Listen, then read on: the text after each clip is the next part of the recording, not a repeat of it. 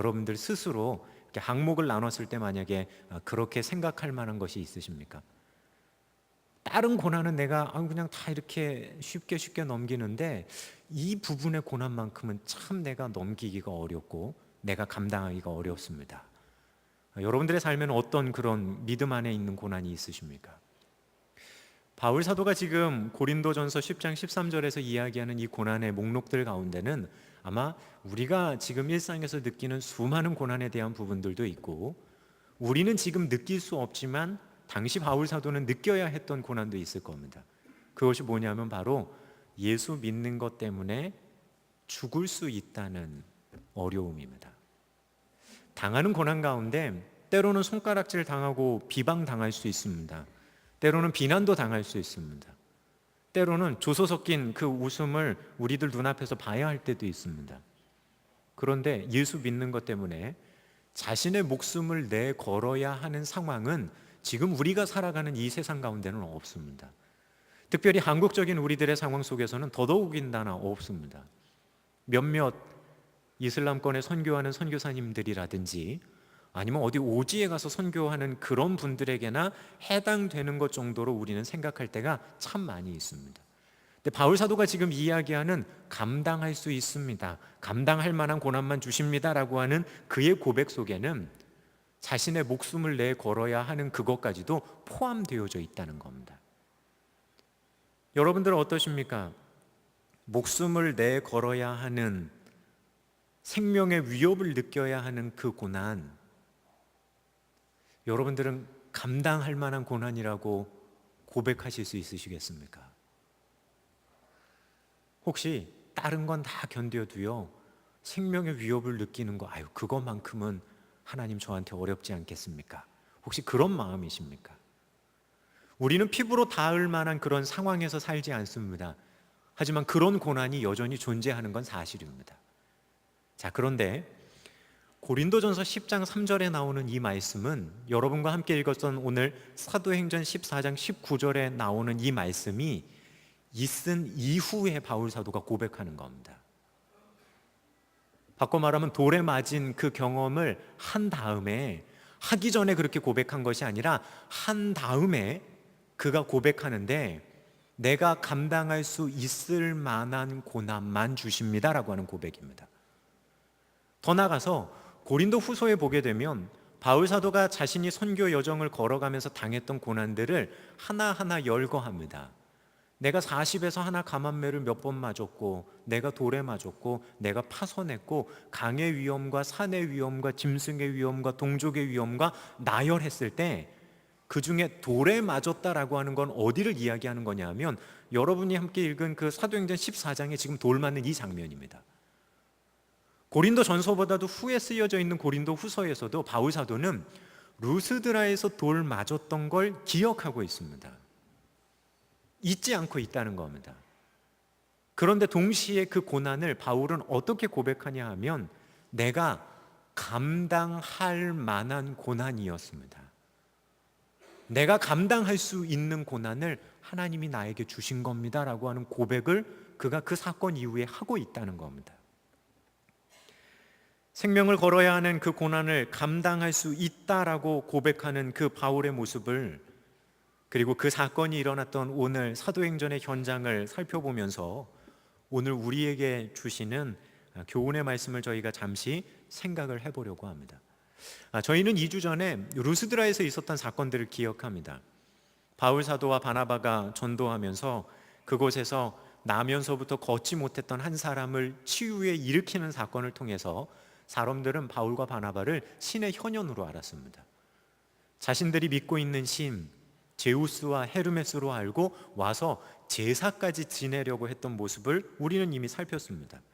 그리고 그것을 막아서면서 그 지역 사람들의 생각과 마음을 지배하고 있었던 그 신화적인 생각들, 그 우상을 숭배하는 생각들이 잘못되었다고 이야기하며 시대 정신을 막아서고 있는 바울의 모습을 이미 살폈습니다. 우리는 이것과 연해서 우리 시대를 지배하고 있는 생각과 시대 정신이 뭘까? 그것은 다른 것이 아니라 사람의 가치보다도 돈을 더 우선시하는 이 시대의 풍조 가운데 우리 그리스도인들이 하나님과 재물을 겸하여 섬길 수 없다는 주님의 말씀 앞에서 나는 그 기준을 온전히 두고 있는지를 생각해 봐야 한다는 겁니다. 우리가 지금 당하고 있는, 우리나라가 당하고 있는 그 어려움들을 우리는 다시 한번 생각해 보면서 하나님 앞에서 철저하게 이 시대가 이야기하는 물질 중심의 정신이 아니라 하나님 섬기는 그 기준으로 살겠습니다라고 하는 결단들을 다시 한번 해보며, 실제로 그렇게 살아갈 때 상처받고 있는 이 나라와 이 민족이 가장 근본적인 치유를 경험할 수 있음에 대해서 우리는 함께 나누어 봤습니다. 바로 그런 루스드라에서 오늘 일이 계속 진행이 되는 겁니다. 루스드라에서 그렇게 복음을 전하고 놀라운 일들이 벌어지고 있는데 불청객이 루스드라에 찾아옵니다. 이 사람들은 누구였냐 하면 비시디아 안디옥과 이고니온에서 쫓아온 유대인들이었습니다. 이 두 도시는 바울과 바나바가 이미 전도 여정을 하면서 거쳐갔던 도시입니다. 비시디아 안디옥에서는 유대인의 회당에서 바울이 복음을 전할 때 첫 번째 주에 사람들의 반응이 너무 좋았습니다. 사람들이 말씀을 마치고 나가는 바울을 쫓아가면서 다음 주에도 꼭 와서 말씀을 전해달라고 그렇게 신신당부하며 붙잡을 정도로 사람들의 반응이 굉장히 뜨거웠습니다. 근데 일주일이 딱 지나고 난 그 다음 안식일에 바울 사도가 말씀을 전하기 위해 회당에 들어가니까 도시의 수많은 사람들이 그 회당을 가득 채워서 몰려든 겁니다. 그러니까 그들을 초청했던 유대인들이 정작 바울에 대한 시기심을 갖기 시작을 합니다. 그러면서 오히려 마음이 뒤바뀌어서 바울을 비방하고 바울이 전하는 그 말씀에 꼬투리를 잡기 시작을 합니다. 그것으로 끝나지 않으니까 이 사람들은 도시의 관리들과 귀부인들을 선동해서 바울과 바나바를 붙잡아서 매질하고 그들을 도시 밖으로 쫓아내는 일들을 했던 것이 바로 비시디아 안디옥에서의 사건이었습니다. 그곳에서 쫓겨난 이 두 분은 어쩔 수 없이 다른 곳을 향해 가십니다. 가장 가까이에 있는 도시, 거리적으로는 약 180km 정도 떨어져 있는 이고니온이라고 하는 도시에 가서 여전히 또한 안식일의 유대인의 회당에서 복음을 전하십니다. 근데 그 안식일의 회당 가운데 어떤 일이 벌어지냐 하면 성경에는 순종하지 않는 유대인들이 여전히 바울 사도가 전하고 있는 복음을 반대하고 그 복음에 대해 비난하는 겁니다. 그곳에서의 사역도 아마 그렇게 녹록하지는 않았을 겁니다. 하지만 그곳에서 오래 머물러 계시면서 복음을 나름대로 전하십니다. 더 이상 복음을 전할 수 없는 상황이 되어지자 거기서부터 약 45km 정도 떨어져 있는 루스드라로 이 두 분이 다시 내려오시게 됩니다. 자, 그 사건의 흐름들과 여정들 속에 루스드라까지 오신 이 두 분을 우리는 살펴봤습니다. 자, 그런데 그 루스드라에 누가 찾아오냐 하면 그 비시디아 안디옥에서, 이고니온에서 자신을 반대하던 유대인들이 루스드라까지 오는 겁니다. 사업을 하기 위해서 오거나 다른 일이 있어서 온 것이 아니라 온 이유는 바울 사도와 바나바를 방해하고 그들이 전하는 복음을 막아서기 위해서 이들이 여기까지 온 겁니다. 여러분 한번 생각해 보십시오. BCD 안디옥에서 출발했다면 225km 정도 됩니다. 그 길을 걸어오면서 복음을 전한 사도 바울의 열심도 정말 대단하죠. 근데 그 길을 걸어오면서 사도 바울을 핍박하고 있는 이 유대인들의 열심은 어떻습니까? 그 열심 또한 대단하지 않습니까, 여러분? 우리는 바울의 열심만 대단하다고 생각하지만 그 바울을 지금 방해하고 있는 유대인들의 열심도 우리가 어쩌면 따라가지 못할 열심을 그들은 가지고 있었다는 겁니다. 여러분들은 복음에 방해되어지는 사람들 있다고 그거 막기 위해서 여러분들 225km 걸어 따라갈 열심이 있으십니까? 근데 지금 바울 사도가 당하고 있는 상황은 복음에 대한 그의 열심 못지않은 율법의 열심을 가진 사람들이 루스드라에까지 쫓아와서 바울 사도를 방해하는 겁니다. 그리고 사람들을 선동합니다. 선동하면서 오히려 바울 사도에게 돌을 던지도록 그 도시의 분위기를 이 사람들이 일순간에 바꿔버립니다. 끝내는 그 일로 인해서 바울 사도는 돌에 맞아 쓰러집니다. 그리고 죽은 줄로 알아서 사람들이 그를 들고 성 밖에 나가서 내던졌다라고 오늘 성경은 이야기합니다. 여러분 한번 생각해 보십시오. 바울 사도가 돌에 맞아 쓰러집니다. 사람들이 죽은 줄로 알았습니다. 저는 그런 생각해 봅니다. 개인적으로 죽은 줄로 오해한 것이 아니라 틀림없이 죽었을 겁니다. 제 개인적인 생각이에요. 왜냐하면 200km 이상을 바울 사도 죽이기 위해 온 사람들이 돌 던집니다. 흉내 내려고 온 사람들 아닙니다. 유대인들이 당하는 매질 가운데 40에서 하나 감한 매에는 목적이 있습니다. 회당장이 몇 대 맞을지를 사람의 상태를 보고 결정합니다. 매질하면은 매질해서 사람을 내치기 위함이 아니라 그들이 잘못된 교훈 가운데 있으니까 매 맞고서라도 돌아오려고 하는 의도가 유대인들이 주는 그 매의 형벌 가운데는 있습니다. 근데 돌 던지는 건요, 돌 던지는 건 돌아오라고 돌 던지는 게 아니라 이건 사형입니다. 이 땅에서 없이 해야 된다고, 반드시 없애야 한다라고 하는 생각에서 돌 던지는 겁니다. 그 돌 던지기 위해 200km를 따라오는 율법의 열심이라면 바울 사도에게 돌 몇 번 던지고 흉내내다 끝났겠습니까? 아니요. 돌 던지고 반드시 죽여야 한다고 생각하고 죽이고 죽은 거 확인하고 내던진 겁니다. 그런데 그런 그를 하나님이 일으켜 세우시는 겁니다. 이들은 열심이라고 한다면 지금 복음 전하고 있는 사도 바울의 열심 못지 않습니다. 하지만 이들의 열심을 우리가 본받아야 된다라고 우리는 얘기하지 않습니다. 왜냐하면 열심을 갖는 것이 중요하지만 더 중요한 건 열심의 방향성이 지금 어디를 향하고 있냐는 겁니다. 열심도 분명한 주님 원하시는 방향으로 나갈 때의 열심이어야 합니다. 오히려 주님의 뜻은 그곳에 있지 않은데 나의 개인적인 감정과 생각에 의해서 나 혼자 충만한 열심은 오히려 하나님 나라의 방해가 되어질 수 있다는 겁니다. 올바른 신앙의 방향과 그리고 그곳 가운데 여러분들의 마음을 드릴 수 있는 온전한 열심을 갖고 살아가는 우리 신광의 성도 여러분들 되시기를 주님의 이름으로 부탁을 드립니다. 열심 강조하기 이전에 방향을 계속 점검하십시오. 여러분들에게 차 올라오는 열심이 있다면 여러분들이 향하는 곳을 늘상 주목해서 방향을 확인하십시오. 그러지 않으면 오히려 그 열심이 오늘 이런 일들처럼 벌어질 수 있기 때문에 그렇습니다. 바울 사도는 끝내 율법에 대한 그런 한없는 열심을 가지고 있었던 사람들 때문에 오늘 고난 당하고 있습니다. 자, 이 부분에서 저희가 한 가지 생각해 봐야 될 건 복음을 전하고 있는 바울 사도 적어도 그가 오늘 돌에 맞아 거의 순교하는 상황을 그는 맞닥뜨리고 있다는 겁니다.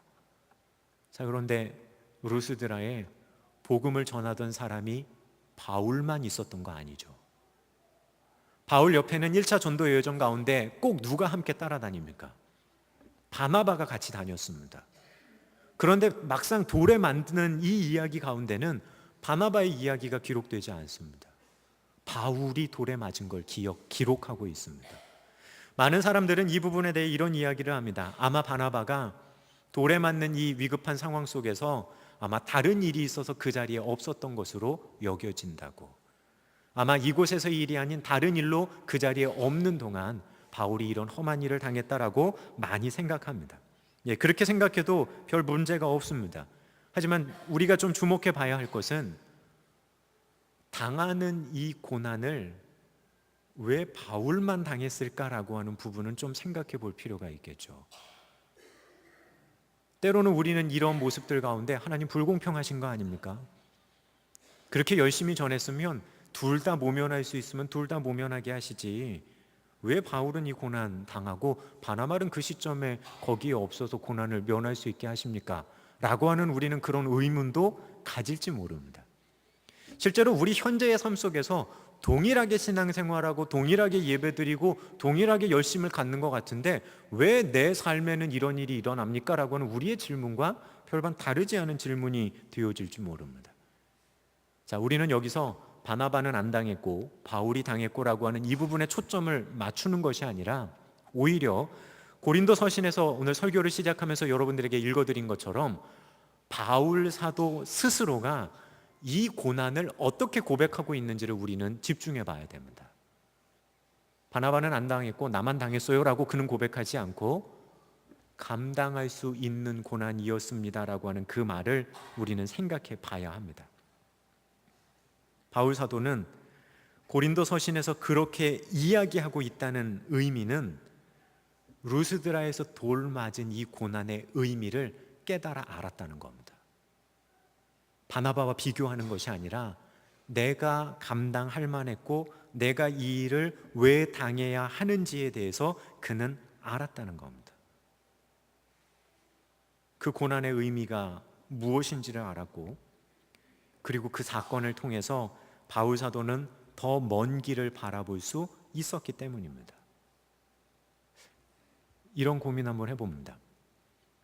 오늘 200여 킬로를 쫓아와서 돌을 들고 돌을 던지며 예수 믿고 복음을 전하는 사람을 박해하고 있는 그 사람들, 근데 그 사람들의 모습을 지켜보는 사도 바울의 입장에서 그들은 누구하고 많이 닮았을까요? 자신에게 돌 던지는 그 사람들을 보면서 바울 사도는 누구를 떠올리고 누구를 생각했을까요?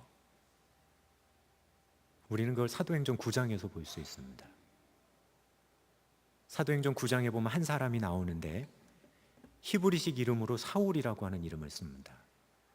이 사람은 100km가 더 떨어져 있는 다메섹까지 쫓아가서 믿는 사람들 붙잡아 오던 사람입니다.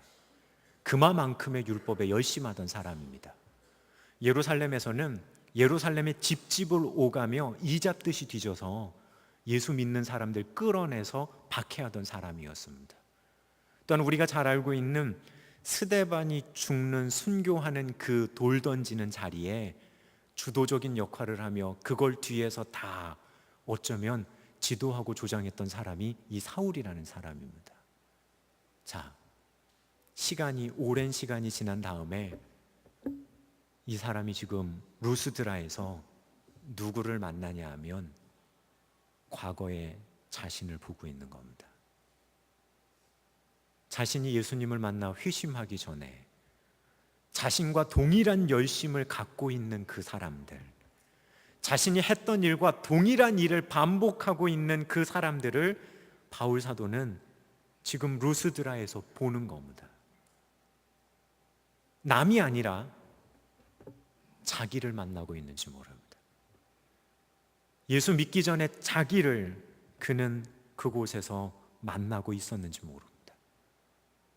자, 그러면 자신을 향해 돌을 던지는 그 사람들을 바라보는 바울의 마음은 어떻겠습니까?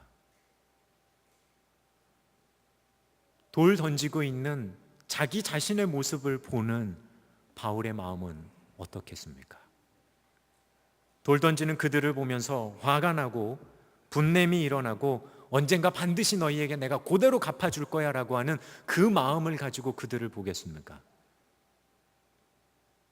아니면 변화되기 이전에 자신의 모습을 떠올리고 보면서 혹시 자신이 돌 던지는 그 자리에 주도적인 역할을 했던 그것으로 순교했던 스데반을 떠올리지는 않겠습니까? 그렇다고 한다면 돌 맞으면서도 바울 사도의 마음은 분냄이나 눈에는 눈으로 이에는 이로 갚아야지 하는 율법의 마음이 아니라 오히려 그는 더 안타까운 마음으로, 더 안쓰러운 마음으로 그들에게 저항하지 않고 그들을 바라보는 사람이 되었다는 겁니다. 어쩌면 그곳에서 박차고 일어나서 도망가며 저항하려고 하는 마음이 아니라 오히려 그 자리에서 저항하지 않고 그렇게 조용히 앉아서 그들을 향한 그런 연민의 마음으로, 복음 안에서 그의 속에 있는 안쓰러운 마음으로 그들을 바라볼 수 있을 사람, 그가 바로 바울이었다는 겁니다.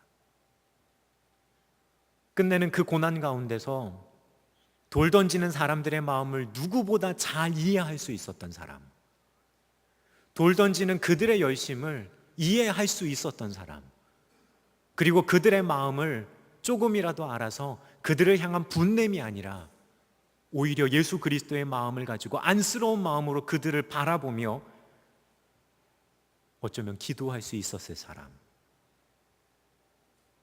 바로 바울 그였다는 겁니다. 그러니 바울은 후에 그렇게 고백합니다. 감당할 수 있는 고난만 하나님이 주십니다. 그의 그 고백 속에는 루스드라에서 돌을 맞았던 그 일도 그거 내가 감당할 수 있었던 일입니다. 그는 그렇게 그 사건을 회상하고 기억하고 있다는 겁니다. 박해의 그 상황이 바울 사도에게 있어서만큼은 그를 의기소침하게 만들거나 복음 전하는 걸 포기하도록 만드는 그 사건이 아니었습니다. 오히려 돌 던지는 그 사람들을 바라보면서 바울 사도 속에서 일어나고 있을 마음이 무엇일까요?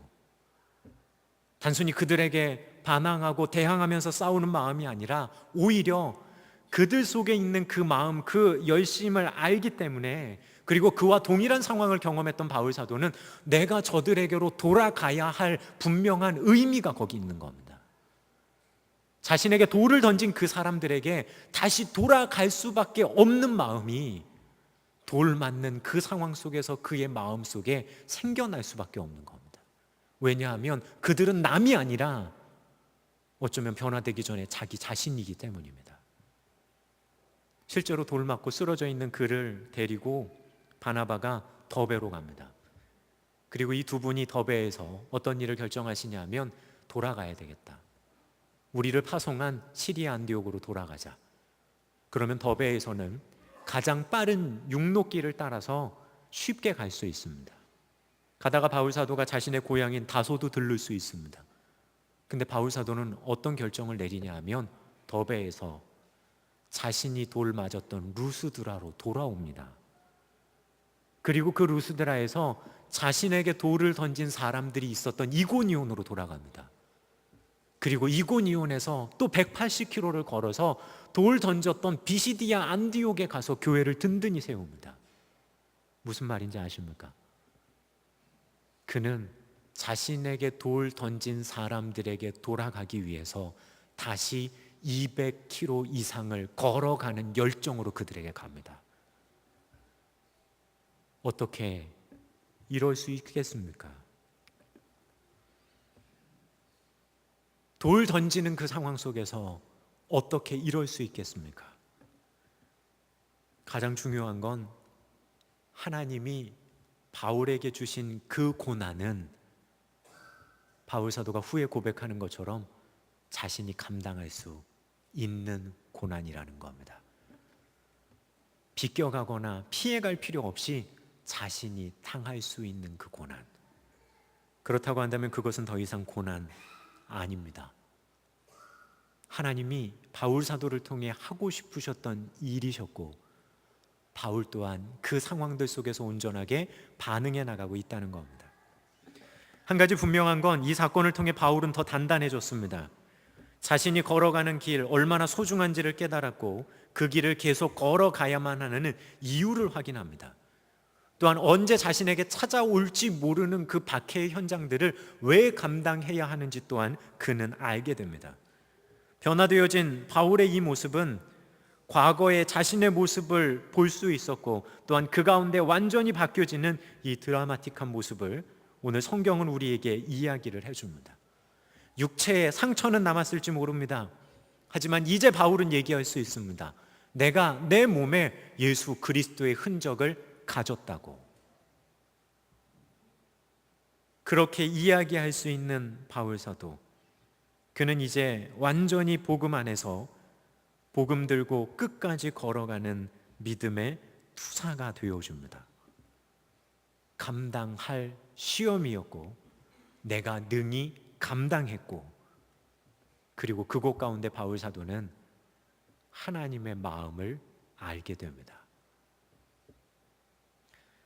바울 사도 평생에 그를 따라다녔던 것 가운데 하나가 바울의 사도권에 대한 도전이었습니다. 너 예수 믿는 사람들 예전에 저 사람 박해하던 사람이라고, 예수님 본 적도 없는 사람이라고. 그 말 앞에 바울 사도가 솔직히 할 수 있고 고백할 수 있는 것도 이렇다 할 변명도 없었습니다. 왜냐하면 예수님 못 본 거 맞고 본인이 박해하던 거 맞습니다. 경험할 수 있다는 건 다메섹에서 그저 만난 예수님에 대한 이야기밖에 할 수 있는 게 없어요. 하지만 오늘 루스드라에서의 이 사건은요, 할 수 있는 이야기가 적어도 그의 삶에 있습니다. 복음 전하는 자신에게 돌을 던지고 있는, 이제는 그 복음 때문에 박해를 받을 수 있는, 그것도 누가 박해합니까? 과거에 자신을 완전히 빼야 닮아 있는 그들로부터 박해당할 수 있는, 바울은 그런 사람이 됐다는 겁니다. 사랑하는 신광교 성도 여러분, 믿음 안에서 당하는 고난들이 있으십니까? 여러분들이 감당할 만큼의 고난만 우리 하나님이 허락하십니다. 그러면 그 고난 속에서 이제 여러분들 찾으셔야 됩니다. 하나님, 이 고난을 통해 나에게 무엇을 말하시길 원하십니까? 하나님, 이 고난을 통해 나를 어떻게 더 단단히 만들어 가시기를 원하십니까? 때로는 힘들다 느낄 때 우리 기도해야 됩니다. 주님, 주님이 함께 계시면 능히 감당할 수 있습니다. 주님, 제가 어떻게 하고 무엇을 느끼기를 원하십니까? 그런 마음으로 걸어가는 여러분들의 삶 속에 바울 사도의 루스드라에서의 이 사건을 통해 그의 마음을 만지시며 그를 복음의 완전한 투사로 일으켜 세우시는 것처럼 우리 신광의 성도들의 삶 가운데 하나님이 여러분들의 마음과 삶을 보듬어 이끌어 가시는 놀라운 은총의 시간들이 있으시기를 우리 주님의 이름으로 축원을 드립니다. 이 시간 주님께서 주시는 말씀 가지고 우리 다 함께 거둠의 기도를 드리도록 하겠습니다. 유대인들이 안디옥과 이곤이온에서 와서 무리를 충동하니 그들이 돌로 바울을 쳐서 죽은 줄 알고 시외로 끌어내치니라. 사람이 감당할 시험 밖에는 너희가 당한 것이 없나니 오직 하나님은 미쁘사 너희가 감당하지 못할 시험 당함을 허락하지 아니하시고 시험 당할 쯤에는 또한 피할 길을 내사 너희로 능히 감당하게 하시느니라. 아멘. 우리 이 시간 다 함께 마음에 결단하며 거둠의 기도를 다 함께 드리도록 하겠습니다. 아버지 하나님, 주신 말씀 속에서 온전히 우리의 길을 찾게 하시니 감사를 드립니다. 주의 말씀 붙들고 살아가는 믿음의 요정들 가운데 때로는 믿음을 가지고 있기 때문에 당해야 하는 그 고난들 앞에서 하나님을 향한 원망의 마음이 우리들 속에 채워지지 않게 하여 주옵소서. 오히려 그 고난의 의미들을 바라보며 감당할 수 있는 시험만 주시는 하나님을 향한 분명한 신뢰와 믿음을 가지고 믿음의 참된 의미들을 찾으며 신앙의 성숙을 향해 걸어갈 수 있는 저희 모두가 되기를 소망합니다. 고난을 통해 우리를 일으켜 세우시며 때로는 치유하시며 때로는 소명을 주시는 하나님의 마음을 온전히 깨달아 주님 앞에 머물며 주님 앞에 온전하게 결단해가는 저희 모두가 되게 하여 주옵소서. 우리 신광의 성도들의 삶을 주께서 그렇게 인도해 가시기를 간절히 바라고 소망합니다.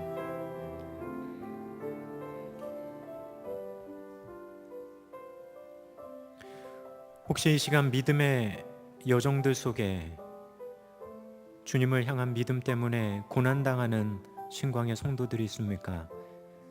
주님, 그들을 찾아가 위로해 주시며 그의 마음속에 바울 사도를 통해 들려주시는 그 음성을 듣게 하여 주옵소서.